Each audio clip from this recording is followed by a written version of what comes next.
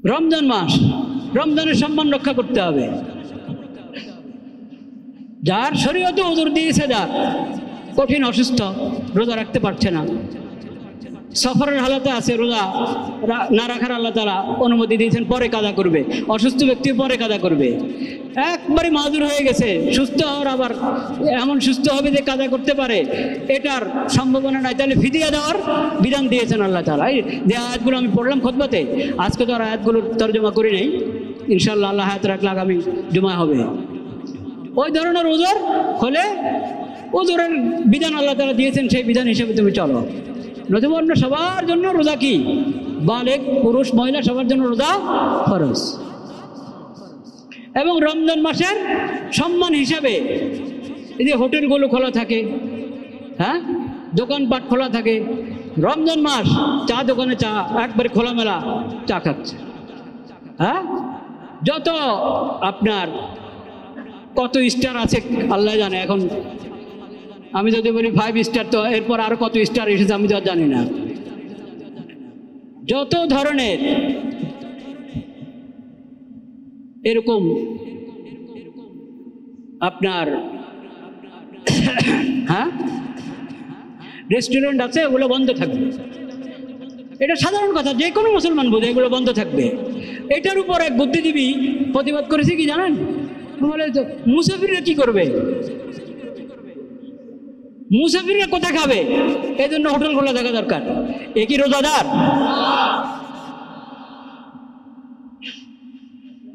এরকম বান্দরামি করে তারা। মুসাফিররা কোথায় খাবে? মুসাফির খেতে হলে কি রেস্টুরেন্ট খোলা থাকতে হবে?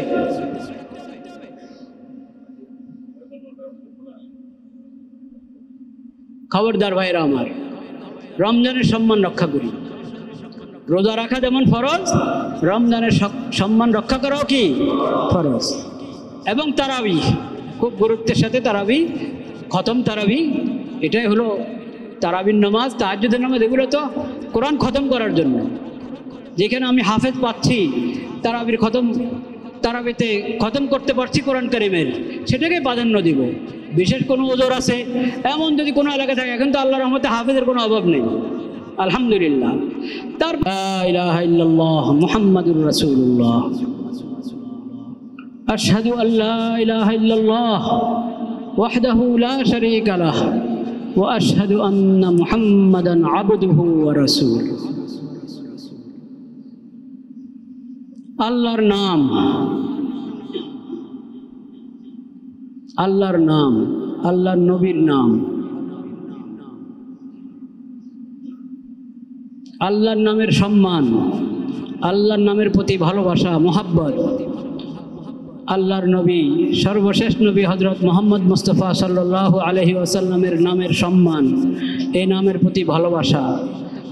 তার আগে আল্লাহ যত নবী রাসূল পাঠিয়েছেন তাদের নাম, সেসব নামের প্রতি ভালোবাসা, এগুলো সব ঈমানের অংশ।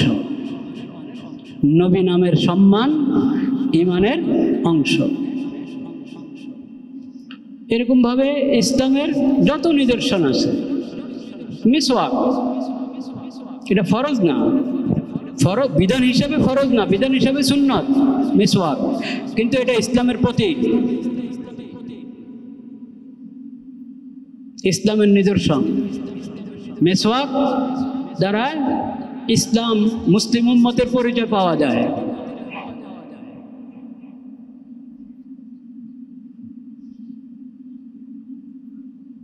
টুপি মাথা দেওয়া ফরজ না,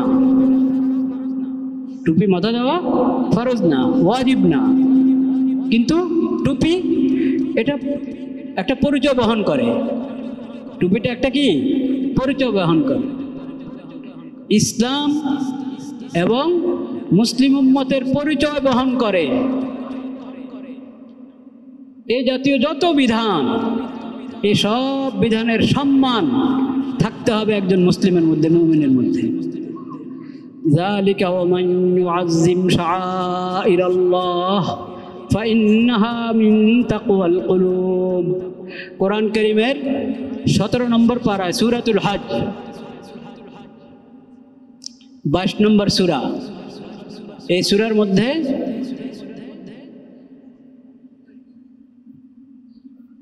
32 নম্বর আয়াত। এই সূরার 32 নম্বর, 22 নম্বর সূরার 32 নম্বর আয়াত, মনে রাখেন এটা। 22 নম্বর সূরার 32 নম্বর আয়াত। 22 নম্বর সূরা সূরাতুল হজ, এই সূরার 32 নম্বর আয়াত। যালিক ওয়ামান ইউআযযিম শাআইরাল্লাহ ফাইন্নাহা মিন তাকওয়াল কুলুব। আল্লাহর যত শাআইর আছে, অর্থাৎ যত কিছুকে আল্লাহ তাআলা ঈমান এবং ইসলামের প্রতীক হিসাবে ঘোষণা করেছেন, আল্লাহর দ্বীন, আল্লাহর দেওয়া শরীয়ত, আল্লাহর দেওয়া ইসলাম, এর যত মৌলিক বিধান, ঈমানের পরিচায়ক যত বিধান, এসব হলো শাআইরুল্লাহ। আল্লাহ তাআলা এগুলোকে বলেছেন শাআইরুল্লাহ, আল্লাহর শাআইর।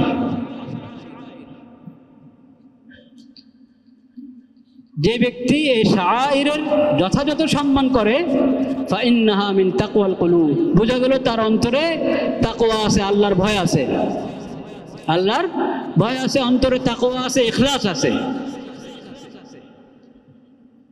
আর যদি এই শাআইরের প্রতি কোনো অন্তরে কোনো সম্মান নাই, শাআইর এর অবমাননা করে,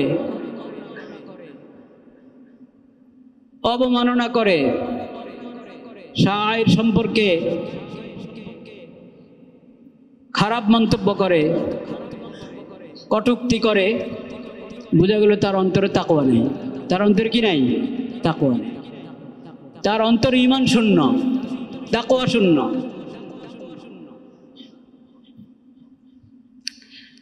এই সূরার মধ্যেই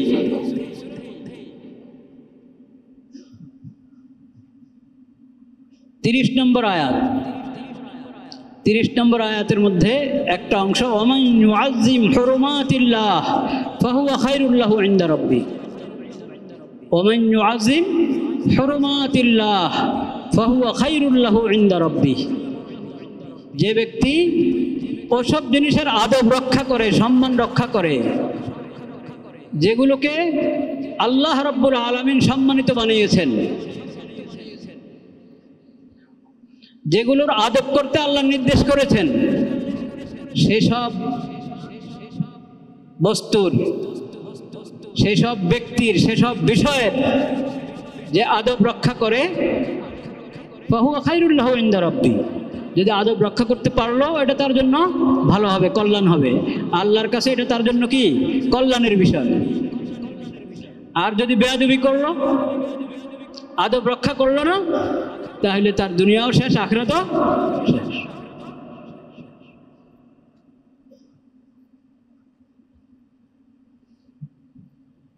বাইতুল্লাহ শরীফ, এহরাম, এহরামের পোশাক পরে লাব্বাইক লাব্বাইক বলছেন এসব হাজী সাহেব। বাইতুল্লাহ শরীফ, মসজিদে হারাম, হারাম শরীফ, পুরো হারাম শরীফ, বিশাল এরিয়া নিয়ে, এসব শাআইরুল্লাহ, হুরুমাতুল্লাহ, দুইটা নাম। আল্লাহ তাআলা দুইটা নাম এই একই সূরার মধ্যে পাশাপাশি আয়াতে, 30 নম্বর আয়াত আর 32 নম্বর আয়াত। কোন সূরার? 22 নম্বর সূরার, সূরাতুল হজ, 22 নম্বর সূরার 30 নম্বর আয়াত, 32 নম্বর আয়াত। 30 নম্বর আয়াতে বলেছেন ওয়ামান ইউআযযিম হুরুমাতিল্লাহ ফাহুয়া খায়রুল্লাহ। আর ওখানে 32 নম্বর আয়াতে ওয়ামান ইউআযযিম শাআইরাল্লাহ ফাইন্নাহা মিন তাকওয়াল কুলুব। যত বিষয়, যত জিনিসকে, যে ব্যক্তি বা যে বস্তুকে আল্লাহ রাব্বুল আলামিন সম্মানিত ঘোষণা করেছেন, যেটার আদব করতে আল্লাহ বলেছেন, তার আদব যদি করা হয় তাহলে এটা তোমার জন্যই কল্যাণ। বেয়াদবি হলে তোমারই ক্ষতি। যদি সম্মান পোষণ করো, দিলে সম্মান রাখো, সম্মানের আচরণ করো, তোমার কথায় কাজে সম্মান পাওয়া যায়, তাহলে বোঝা গেল তোমার দিলে আল্লাহর প্রতি ঈমান আছে এবং তাকওয়া আছে, আল্লাহর ভয় আছে।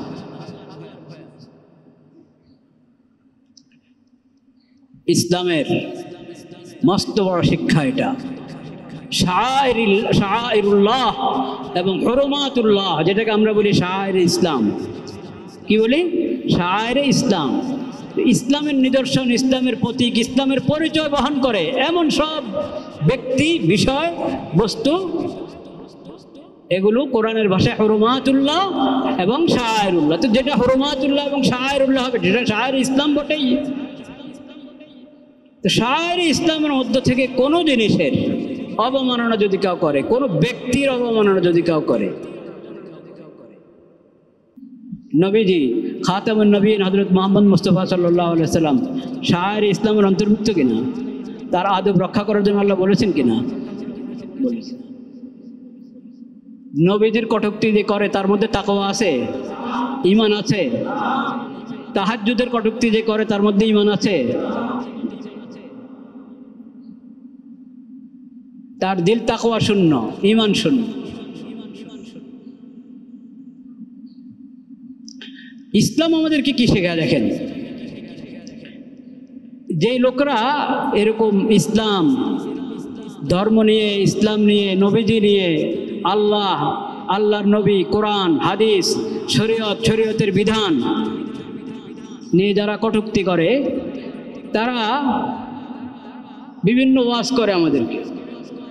মুসলিম উম্মতকে ওয়াজ করে না তারা? কি কি কি কি ওয়াজ করে? বাক স্বাধীনতার ওয়াজ করে, করে না? বাক স্বাধীনতা, মতামতের স্বাধীনতা, আরো কত নসিহত করে।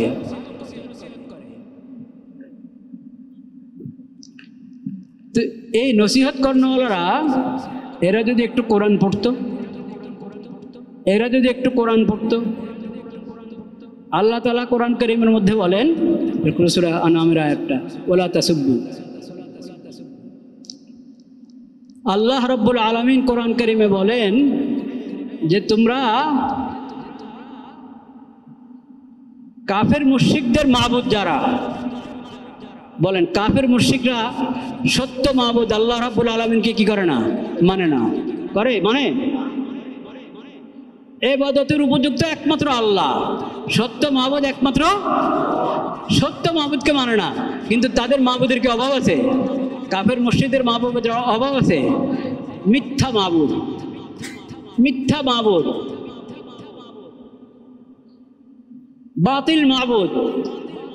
সেই বাতিল আর মিথ্যাকে মাবুদ বানিয়ে রেখেছে, নিজের নফসকে মাবুদ বানিয়ে রেখেছে, শয়তানকে মাবুদ বানিয়ে রেখেছে। কিন্তু সত্য মাবুদ রব্বুল আলামিনের ইবাদত করতে রাজি নেই, আল্লাহকে মানতে রাজি নেই, আল্লাহর উপর ঈমান আনতে রাজি নেই। তো এই কাফের মুশরিকরা যে বাতিল মাবুদদের ইবাদত করছে, সেই ইবাদতও মিথ্যা, তাদের মাবুদও মিথ্যা। কিন্তু এরপরও আল্লাহ রাব্বুল আলামিন বলেন যে ওদের এই ইবাদত বৃথা, যাদেরকে মাবুদ মানছে তারা মিথ্যা। কিন্তু তারপরও তো ওদের প্রতি তাদের একটা মনে কি আছে? দুর্বলতা আছে। ওটা হাও, কিন্তু আছে একটা দুর্বলতা সেই বাতিল মাবুদদের প্রতি তাদের। তো তোমরা তাদের বাতিল মাবুদের ওয়ালা তাসুব্বুল্লাযীনা ইয়াদউনা মিন দুনিল্লাহ ফায়াসুব্বুল্লাহ আদওয়াম বিগাইরি ইলম কাযালিকা যায়্যান্না লিকুল্লি উম্মাতিন আমালাহুম সুম্মা ইলা রাব্বিহিম মারজিউহুম ফায়ুনাব্বিউহুম বিমা কানু ইয়ামালুন। সূরাতুল আনাম 6 নম্বর সূরা, 6 নম্বর সূরার 108 নম্বর আয়াত, 6 নম্বর সূরার 108 নম্বর আয়াত। এই মুশরিকরা আল্লাহ ছাড়া আরো যাদের ইবাদত করে, প্রার্থনা করে, তোমরা তাদের গালি দিও না, তাদের প্রতি কটূক্তি করো না, তাদের গালমন্দ করো না। ওটাতে বাতিল এটা বলতে হবে, ওটাতে কি বাতিল একথা বলতে হবে, এবং এই বাতিল মাবুদদের ইবাদত বৃথা এটা জানাইতে হবে। শিরিকে কোনো মুক্তি নাই, শিরিকে হলো জাহান্নাম, জান্নাতের রাস্তা হলো তাওহীদের রাস্তা। কিসের রাস্তা?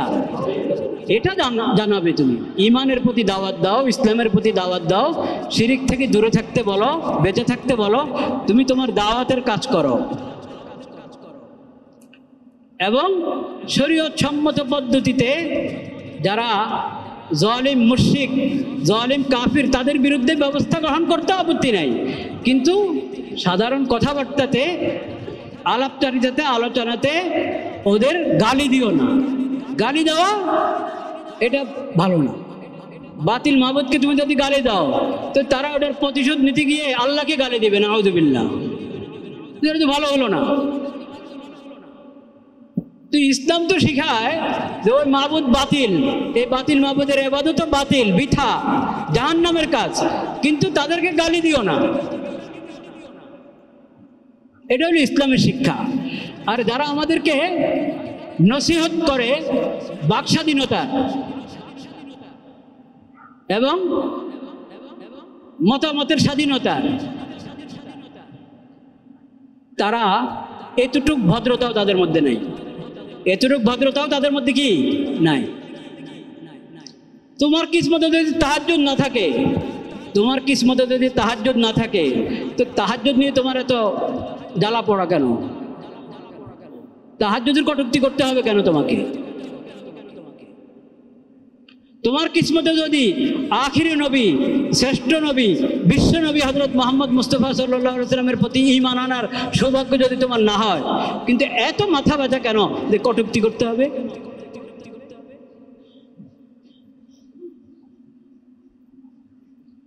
এখন একজনে ব্যাখ্যা দাঁড় করিয়েছেন, উনি তাহাজ্জুদের কটূক্তি করা, তাহাজ্জুদের অবমাননা করা ওনার উদ্দেশ্য ছিল না। ওনার উদ্দেশ্য হলো যারা আপনার তাহাজ্জুদের আড়ালে যারা ভণ্ডামি করে, বুঝতে পেরেছেন, ওদের উনি সমালোচনা করেছেন, তাহাজ্জুদের সমালোচনা করেন। আচ্ছা, এখন কোনো ব্যক্তি যদি তাহাজ্জুদের সমালোচনা করে, তাহাজ্জুদের ব্যাপারে কটূক্তি করে, উপহাস করে, এরপরে এটাকে আড়াল করার জন্য এরকম ব্যাখ্যা দান করায়, সে বন্ড কি বন্ড না? বন্ডামি তো হলো প্রতারণা। তো তুমি তো প্রতারণা করছো।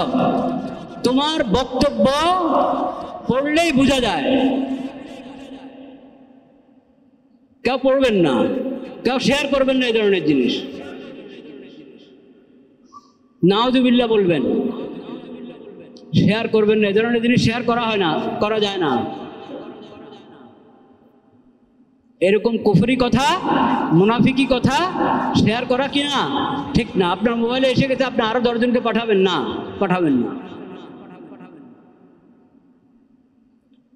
আপনি জায়গা মতে বলে দেন, যারা এটার জন্য জরুরি ব্যবস্থা গ্রহণ করা যাদের জিম্মাদারি, তাদেরকে বলে দেন, এগুলো শেয়ার করবেন না।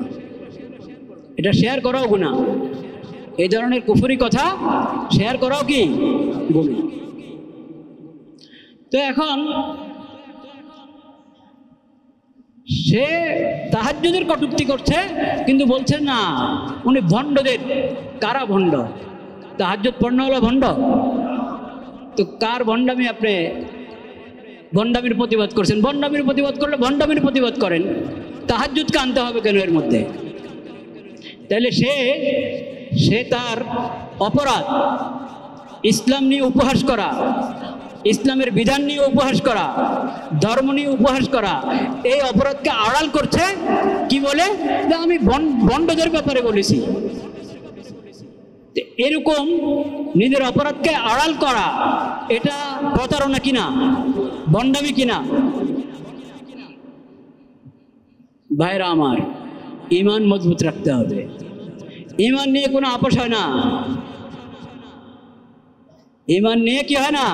আপোষ হয় না। ইসলামী আকীদা, ইসলামী বিধান, শায়ের ইসলাম, শায়েরুল্লাহ, হুরমাতুল্লাহ, দেখেন কি কেমন নাম রেখেছেন আল্লাহ তাআলা এই শায়েরের, শায়েরুল্লাহ এবং হুরমাতুল্লাহ।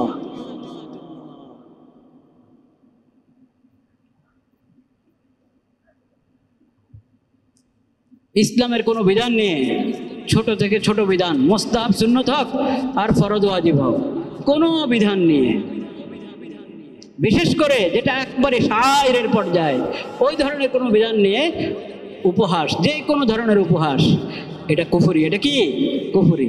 এটা মুনাফিকদের কাজ এবং জিন্দিকদের কাজ, মুলহিদদের কাজ। এটা কোনো মুসলিমের কাজ হতে পারে না।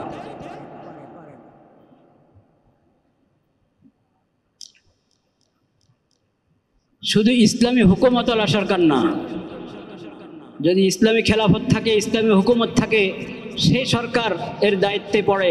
শুধু তা না, মুসলিম দেশের সরকারের দায়িত্বে পড়ে, মুসলিম দেশের সরকারের দায়িত্বে পড়ে, এমনকি অমুসলিম দেশের সরকারের দায়িত্ব পড়ে এই ধরনের বিশৃঙ্খলা প্রতিরোধ করা, এই ধরনের লোকদের উপযুক্ত বিচারের আওতায় এনে উপযুক্ত শাস্তি দেওয়া, এটা যে কোনো সরকারের দায়িত্ব। আমেরিকা থেকেও রাসূলুল্লাহ বর্ণনা করবে, লন্ডনে বা অন্য কোন যে কোনো জায়গায়, যে কোনো দেশ, অমুসলিম দেশ হোক না কেন, সেখানে যদি কেউ ধর্মের উপর আঘাত করে, এমনকি যেই ধর্ম এখন বিকৃত এবং রহিত, ওই ধর্মেরও যদি কেউ অবমাননা করে, সেটা ওই দেশে অপরাধ কি অপরাধ না?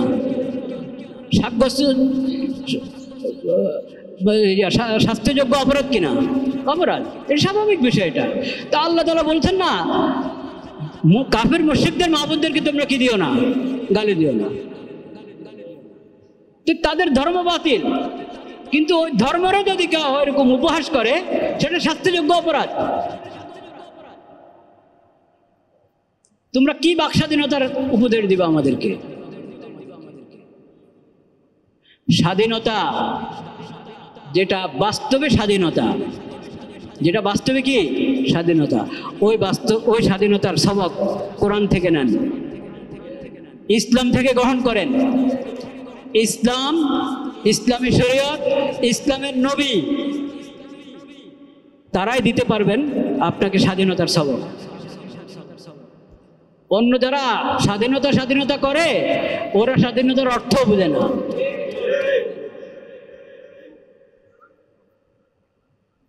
স্বাধীনতার অর্থ বুঝে না, সেজন্য স্বাধীনতার নামে মানুষকে জিম্মি করে রাখে, গোলাম করে রাখে।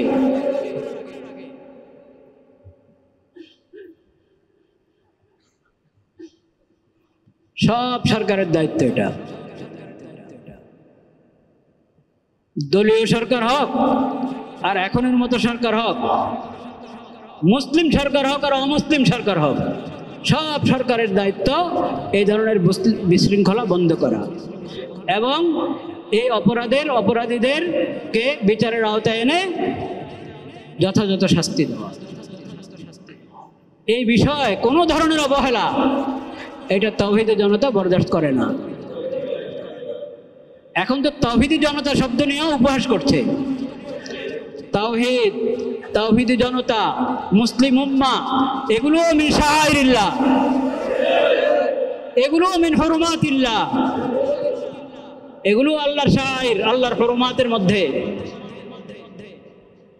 এসব বিষয়ও ইসলামের শাআইরের অন্তর্ভুক্ত। তাওহীদি জনতা নিয়ে যে উপহাস করবে, তাওহীদি জনতার প্রতিবাদ নিয়ে যে উপহাস করবে, তার অন্তর তাকওয়া শূন্য, ঈমান শূন্য।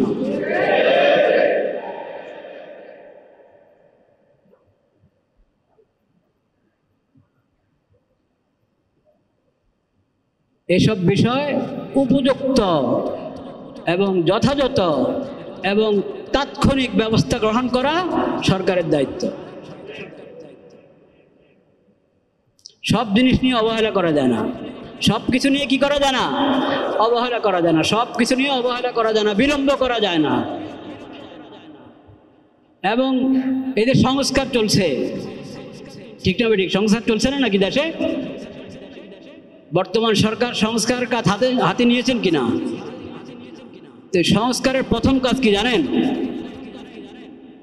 সংস্কারের প্রথম সারির যে কাজগুলো, ওই কাজগুলোর মধ্যে রাসূল অবমাননাকারী, ধর্ম অবমাননাকারী, ইসলামের কোনো একটা নিদর্শনের অবমাননাকারী, তাদের বিচারকে নিশ্চিত করা, এটা হবে সবচেয়ে বড় সংস্কার।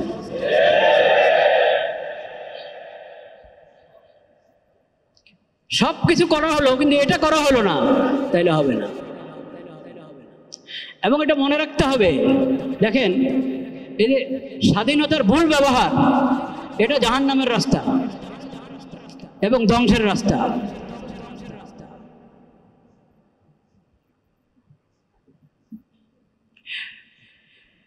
একাত্তরের যোদ্ধাদের রক্তের অবমাননা হয়েছে কিনা দেশে?